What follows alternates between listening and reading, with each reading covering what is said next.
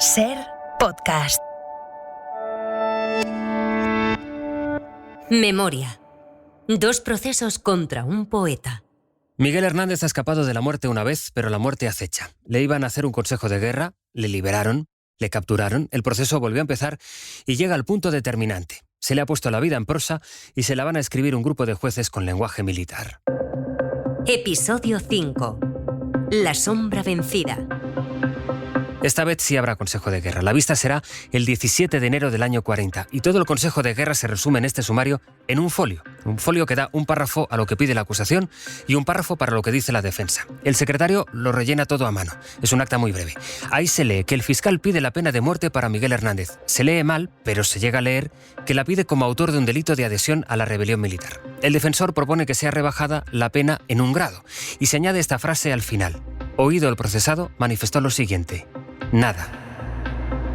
Hernández sabe que la sentencia ya está dictada. Sabiendo que las cárceles son lo que son, con toda su frialdad y con todo su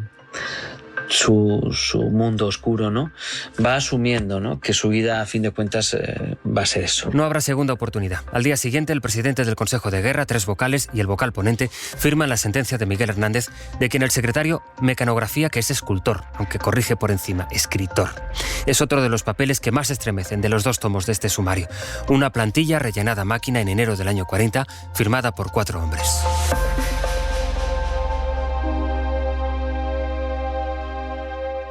Considerando probado que el procesado de antecedentes izquierdistas se incorporó voluntariamente en los primeros días del alzamiento al 5º Regimiento de Milicias, dedicado a actividades literarias de propaganda revolucionaria y de excitación contra las personas de orden.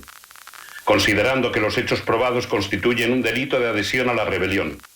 Considerando que el responsable criminalmente de un delito lo es también civilmente. Fallamos que debemos condenar y condenamos al procesado Miguel Hernández Gilabert como autor de un delito de adhesión a la rebelión a la pena de muerte. Accesorias legales para caso de indulto. El auditor, que se ocupa de que las sentencias se cumplan, firma en un folio adjunto, en el que añade a máquina algo más. Añade esta frase: quedando en suspenso la ejecución de la condena hasta tanto se reciba el enterado de su excelencia el jefe del Estado. Pues esa es la pregunta ahora. ¿Qué va a hacer Franco? ¿Y por qué lo hará?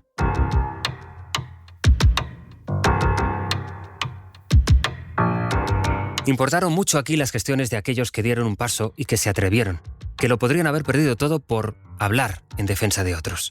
¿Qué hizo? Pues hablar con el ministro Sánchez Mazas, escritor, hablar con el general Varela, de una exquisita sensibilidad también, para que estos se reunieran con el general Franco y le dijeran claramente que no se repitiera otra vez el caso de Federico García Lorca y que Miguel Hernández era un poeta que no se merecía estar en una cárcel. Bueno, por supuesto que Franco dijo que si estaba en la cárcel era porque se lo había merecido, pero que de todas maneras al final decidió conmutarle la pena de muerte por la de 30 años y un día, que era la inferior exactamente. Dicen las crónicas que ahí se produjo este pasaje entre Franco y Sánchez Mazas, el autor de La Riva España, el hombre que inspiró a Cercas para soldados de Salamina, el hombre instruido, culto, que le plantó cara al dictador. Así lo describe el escritor, el biógrafo del poeta José Luis Ferris. Porque la frase de Franco fue: si está en la cárcel y condenado, no sería tan buen poeta, ¿no? Y fue cuando le contestó Sánchez Mazas aquella frase contundente y crecida de que sí, es un gran poeta y usted me puede hablar de todas las estrategias militares, pero no me puede hablar para nada de si un poeta es bueno o no lo es.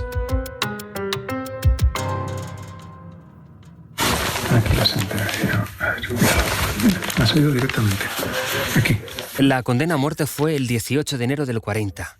El indulto llegó en junio de ese mismo año. Y aquí está el papel. Dignado a conmutar la pena impuesta por inferior grado. Lo que comunico a sus efectos. Acuse recibo. Dios guarde a vuestra señoría muchos años. Madrid, 25 de junio de 1940. El asesor jefe.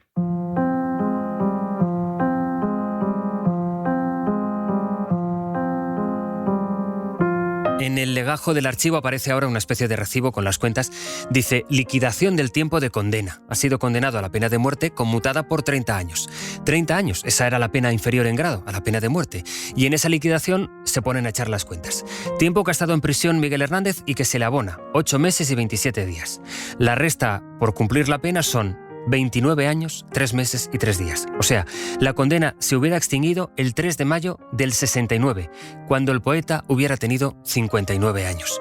Demasiado futuro para un poeta que ingresó en la cárcel de Palencia entre el frío y el hambre. Y su salud, por supuesto, lo pasó mal.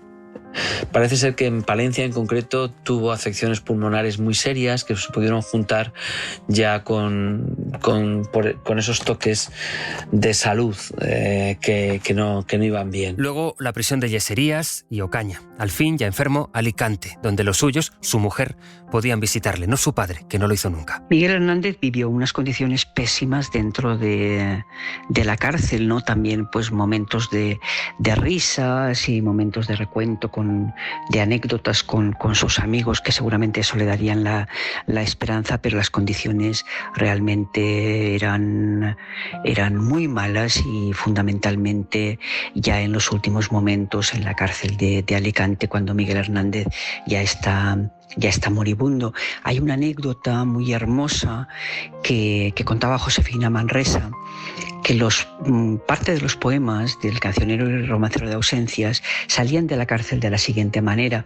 Josefina le llevaba una lechera con caldo y cuando recogía esa lechera, Miguel Hernández le ponía en la tapa los poemas para huir precisamente de la censura o que se los requisaran. Entonces Josefina Manresa pudo recoger muchos de esos poemas que Miguel Hernández escribía en la cárcel. Hay algunos poemas que están escritos en condiciones terribles, ¿no? En papel del baño. Se conservan algunos. Será su poesía de despedida, como plantea la profesora Carmen Alemán. Puede decirse que aquellos últimos versos, El cancionero de ausencias, fueron los papeles que escribió Miguel Hernández mientras se iban escribiendo todos estos otros papeles en su contra, los de su proceso. Que sus poemas fueron entonces su respuesta, como si después de todo lo que le habían escrito, suya hubiera de ser la última palabra. Y es efectivamente un testamento que nos deja Miguel Hernández de todos esos años que tuvo que vivir después de la guerra civil, batallando con las cárceles, batallando con la enfermedad, batallando con su propio pesimismo para que en algún resquicio ver también lo positivo y ver también que siempre tiene que haber esperanza. La familia pidió su traslado al Sanatorio Antituberculoso de Valencia, pero ese permiso llegó demasiado tarde ya.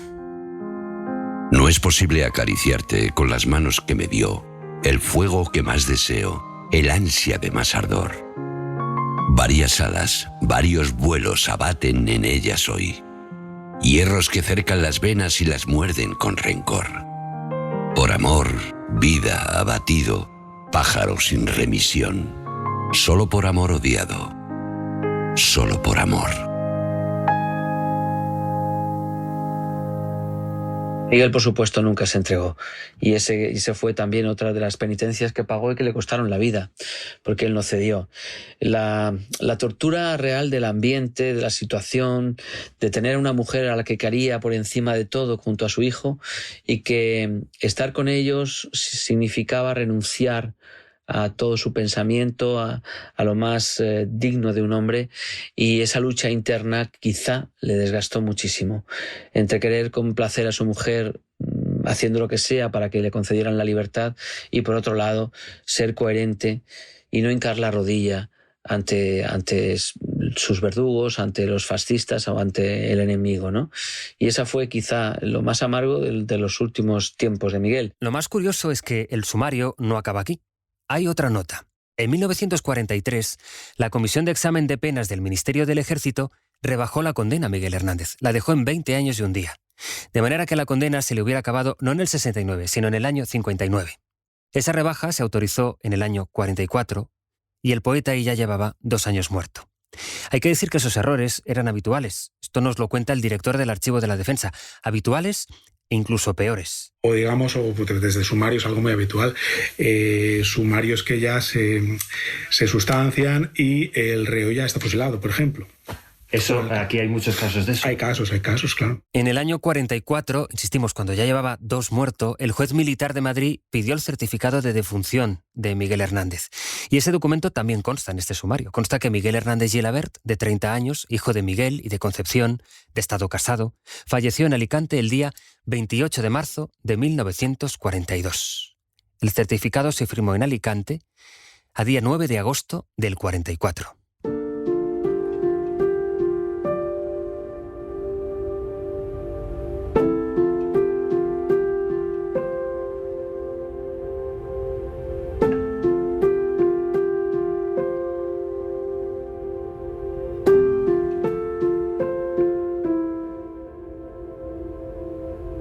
Con su mujer, con Josefina Manresa, accedió a casarse por la iglesia para evitarle problemas ya al final de su vida.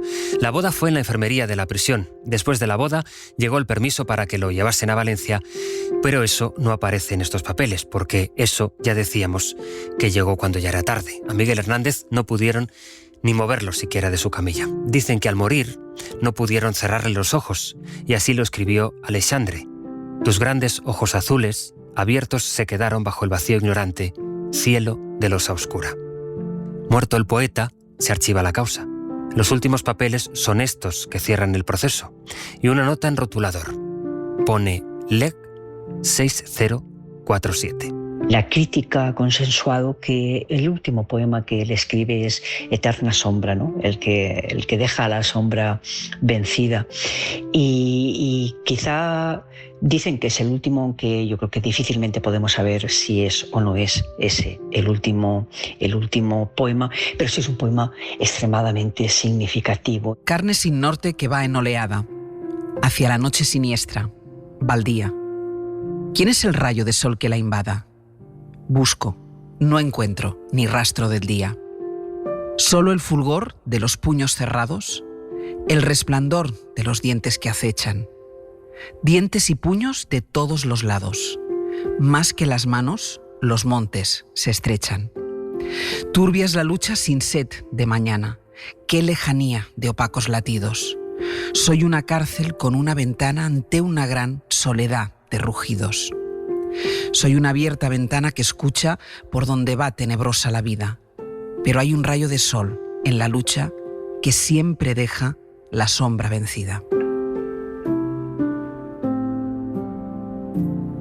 Memoria. 2 procesos contra un poeta. Un podcast de José Luis Sastre, con la realización técnica de Roberto Maján. Los documentos del sumario los ha reproducido Juan Echanove. Julio López recita los versos de Miguel Hernández.